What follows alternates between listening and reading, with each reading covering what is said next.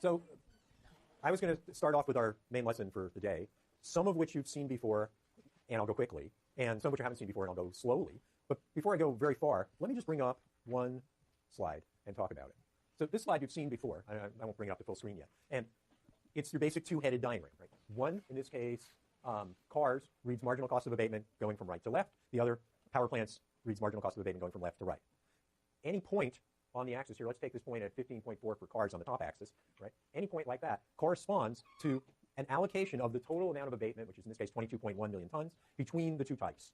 So we're going to have other lines. There's one down here where the two lines cross, right? That corresponds to 19.4 by cars, and I'm just eyeballing it, 2 and large change by power plants. So it doesn't matter what point you choose on an axis, you've broken up the 22.1. So every point in the diagram has the same amount of total abatement. So the air stays just as clean. This is our fundamental diagram. I will have it today in terms of marginal cost of abatement for two entities. It'll be cars and power plants. But you could draw exactly the same kind of diagram with people in it if you wanted, right? And you could find out what's the optimal amount of abatement. You just have to make the thing be as wide as the total pollution, right? And then marginal cost of abatement going one direction and damages going the other direction, where marginal damage equals marginal cost of abatement, you'd be done. But it would look exactly the same as this, just be relabeled. So we really only have one diagram in this part of the course. It's the only diagram we have. And that's our diagram. And now we'll go to the beginning of what we're doing today. And from the beginning. Okay. So the reason why everything is stated in terms of abatement is the Clean Air Act, which is the model, basically worldwide, for pollution control, is in terms first of public health, right? So you get someone who does this. I brought one of them down here once, and the place he started is he said, the California Air Resources Board is a public health agency. That's how the guy's talk started. And that's really the way it's set up. So nobody is going out there and balancing how much does it cost to clean up versus how much damage are you getting from sickness. We economists love to do that. And we love to make comments about whether or not they got it right or wrong. But that's not what the regulatory process is doing. The regulatory process is considering public health, figuring out how clean the air has to be, therefore how much must get cleaned up, and then goes from there. So the Clean Air Act is a health act, and because it's a health act, it results in its first step in this is the amount that you must abate in total. This you've seen before. This is just literally the National Ambient Air Quality Standards. So what did they do? Again, they went out and said, well, how much carbon monoxide could you have in the air and not make people sick? It's roughly what they said. They wrote down that amount. Then they went and ran models, physical models, and back calculated how much carbon monoxide you'd have to prevent from coming into the air to meet the standards. And that's the abatement that you have to do. So that's a whole other world. If you're a physical scientist and you like air pollution, you'd go hang out with the people in the Energy and Resources group, and what you'd want to get into is the air models. That's the core of their business, is predicting ambient air from pollution. So that's a whole wonderful world. If you like physics, that would be the place to go. So how do you do this? Well, now there are several problems. You can't see everything. Remember the example of the nitrate in the lettuce? Can you see nitrate going into groundwater? No, it's underground, right? So you can't think of, I'm going to regulate that by, I'm going to go down and look and see how much nitrate goes down there, and I'm going to find you for your nitrate. You just can't do it. You can't see it. Second sort of problems is, are you going to take something out of one place and dump it in another? That's called the multimedia problem. At one point, the US EPA got us, California, to put methyl tertial butyl ether, MTBE, in our gasoline because it was falsely thought that it would clean the air. It doesn't. But what it does is worse than that, is it shows up in water. And even in very small amounts, it imparts a very strong and unpleasant flavor to the water. And so the air guys cleaned the air, but they did it by shoving something into the water. That's the classic multimedia problem. And the air guys were only responsible for the air. The other thing to think about is, what are the firm's incentives? So if you say, hey, I'll give you so much pollution permits per unit of capacity of your firm. So you build a bigger paper plant, I'll let you put more gunk in the water. Well, what's their incentives? Their incentives are to build a bigger paper plant than they otherwise would, getting those valuable permits to throw stuff in the water, and then running the paper plant at less than capacity a bit, so that they don't overrun their permits. You start giving them very strange incentives, and their incentives are not aligned with yours, the regulator incentives. They will do strange things. And I know it's hard to say this, but the industry will always be smarter than the regulator. Always. You can see it in the financial industry. It doesn't matter how you try to regulate the banks other than keeping them completely out of everything but taking deposits and making mortgages, right? And making business loans. Every other regulation you have, they will find a way around it. And why is that so? Because you collectively out there are an incredibly talented group. And some of you will discover that you're motivated by either puzzles or money or both. And you'll discover that it's a real puzzle to read a 2,000-page law code thing and figure out what they forgot. And you'll do it. Yeah, not all of you, but how many of you does it take? 1, 2? So the guys who are looking for the holes and ladies who are looking for the holes are going to win. They're always going to win. What can you do about it? You can make it in the firm's best interest to play nice. So anything you do that gets them to want to do what you want to do is helpful, and anything you do that gets them to want to go the opposite direction from you is asking for trouble. We call it aligning incentives. Next thing to think about is flexibility. Originally, we wrote these regulations smokestack by smokestack. So we'd say that smokestack can only have 16 tons of NOx per year, but this smokestack can have only 4. And if we got those numbers wrong, then we caused the firm to have a lot higher costs. Maybe it was better for it to be 6 and 14, just like your trading game. Our trading game was flexibility. If you allow people to move things around and they know more than you do, right? Otherwise you would have gotten it right to begin with. Then the cost will go down. Big surprise. And back to my point, do they know more than you do about their firm? Yes, right? They know their own firm best, much better than you know their firm. So you want flexibility in these things. So these are all things you have to think about in the real world when you're going out there and you're saying, we're going to clean up this pollution, we're all going to be able to breathe, there'll be no days in LA that'll be yellow anymore, and kids can practice football every day, etc. That was the dream that people had in the 1960s. Well, I went and made a big diagram, which I usually don't get to do, showing all the things that happen from inputs at the top to damage, and all the ways that you might be able to get at it. You can start off with two very different, I have two agricultural examples. One is farming row crops, and the other is concentrated livestock. How many people have driven Route 5? What is a concentrated animal feeding operation? Your census would probably tell you this if you drove Route 5. Cows. How many cows?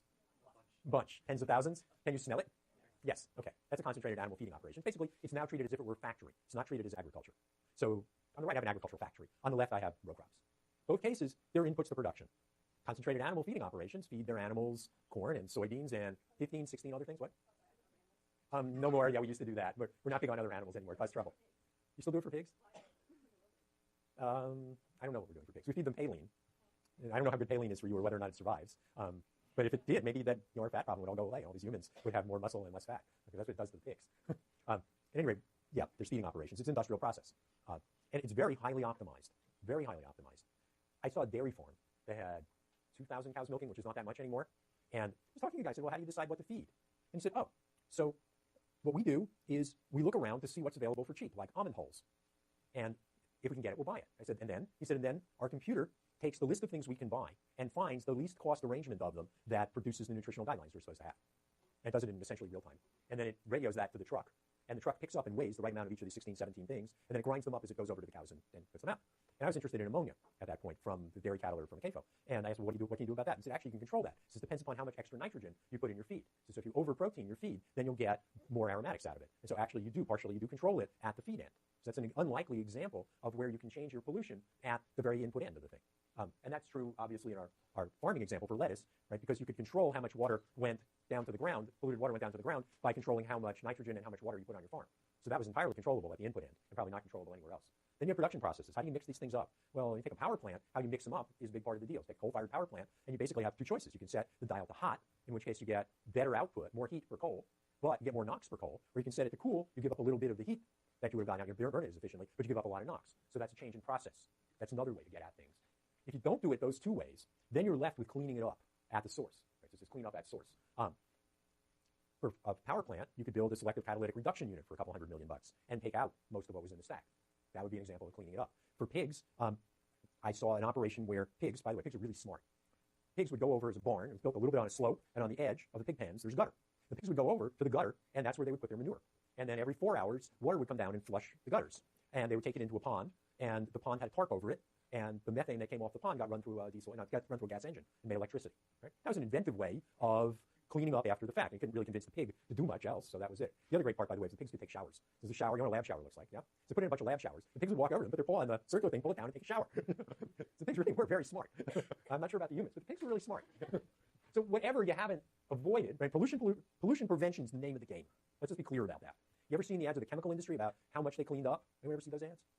Yeah, it was 95%, 99%, some number like that, of all of their things that used to be waste, they cleaned up. Why? Well, we made it expensive for them to throw out their solvents. And so they started doing chemistry where they could recycle their own solvents and keep them in the plant. That's an example of pollution prevention. That's way cheaper than taking all of their solvents down to the nearest cement kiln and throwing them in a 900 degree centigrade cement kiln to get rid of them. So pollution prevention is what you're going to do if you're an engineer. You're going to try not to get involved in cleanup if you can. Anyway, stuff comes out. It's emissions, but it comes out in all kinds of places and from all kinds of reasons. And then it mixes in the air. So you have these emissions from, I have two different things, but you imagine hundreds of them, and they mix in the air, and that gives you the ambient air quality. If you just know the ambient air quality, how are you going to go backwards?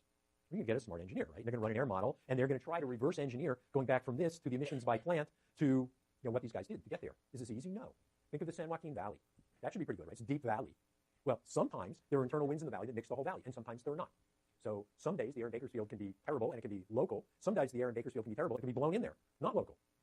This is not a trivial exercise to go from, look, air is terrible today, to, oh, I see what made it terrible. It's not so easy. We just say, oh, we just drew the line. It works, okay. Right? From ambient quality, you actually have to expose something that matters. So two identical power plants, one run on the east side of Manhattan and one run in Kansas, are going to have really different damages because you're going to have really different exposure to humans. Manhattan's got over 4 million humans by itself during the day. Brooklyn, which is next to it's got another couple million humans. So the Con Ed plant on the East River has got about 6 million humans to dump its stuff on. Are there 6 million people in Kansas? I don't think so. right? So you just can't get the same exposure when you're way out in the countryside. So exposure, in terms of damage, matters. You have to actually have something that gets hurt. And then lastly, you've got damages to people, and then damages to everything else, lakes, buildings, whatever. That's the whole story. The places to intervene, obviously, you got to get somewhere at the top. Well, if you were lucky and your damages didn't depend on where your emissions were, then what would you do? Well, then, and you could observe the emissions, then you'd have the case of carbon dioxide, which is what we all talk about these days, global warming gases. Why are they great? They're great because they're global. I don't have to worry whether it got emitted in China or it got emitted in New York City. It's still doing the same job. So I can get one, if I get it right, one worldwide price, and that would solve the problem. The price might be a little high. It might be 2.5, 3 times the current prices. It might be like up at $60 a ton, and that might make you really think twice about buying another tank of gasoline. But that would do the job. And that's an extreme example. Here's nitrates, all right? The amount of nitrate over 4 milligrams a liter in water. And you got all kinds of different answers all over the U.S. Are you going to be able to just get this done with one price? Well, are these nitrates more damaging than, these nitrates? No, those nitrates up there. Anyone live up there? No, right? Nobody lives up there, right? So if I poison the well water up there, is that going to be a very costly thing? No. What about there? Lots of people live there, yeah? So one price isn't going to do the job.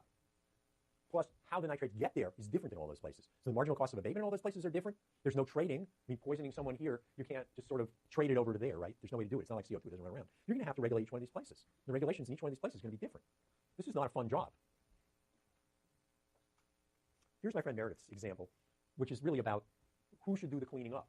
They already figured out you have to clean up. You have to clean up power plants in the U.S. You have to clean up cars in the U.S. And I don't know how Meredith got the idea, but she and her co-authors went and plotted the marginal cost. I know where they got it. They know electricity well. So this one, marginal cost of abatement for power plants, this she knew well from her other work. This is in reality best known as an almost flat line. For textbook purposes, I gave it a tiny little bit of slope. But nobody really knows whether it looks like I drew or through here it's totally flat or even slopes the wrong way. I mean, we just don't know what it really looks like. We have an idea of where it is, but we don't know its exact slope. Doesn't matter in the diagram anyway. And she plotted them, and she immediately came to the blinding conclusion that it only costs on the order of 45 cents a pound to clean up NOx from cars, and it costs about 90 cents a pound in power plants. So once you knew that, then if you could fill in the rest of the curve, you could figure out what are we doing now. What we're doing now, apparently, is we're abating 6.7 million tons from power plants. That's about half of what power plants produce. In a later slide will come out, it'll be a 13.4, and that number comes because we know how much is the total emission of power plants. It's not anywhere on the diagram. It's just another fact we know. And if you look at cars, you'll see we abate 15.4 million tons out of cars. And that's the status quo. And, of course, that's the place where it's 2 to 1 in price. So we know the trading game. We know if we move in this direction, then we will save money. Somebody will get the money, but we will save money. I'm not sure how I would have told the story about how that came to be. A plausible story, but not one proved by the diagram, is that there are many more owners of cars than there are owners of power plants, and regulating cars is not popular.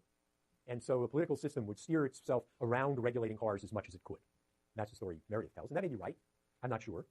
What would go in favor of that story is the original requirements for cars to use less gasoline per mile in the 1970s resulted in manufacturers producing cars that had problems. So either they took weight out of the cars, that works pretty well, or they took horsepower out of cars, which is not what the consumers wanted, or what was the worst is they made cars that tended to stall because they didn't get it right.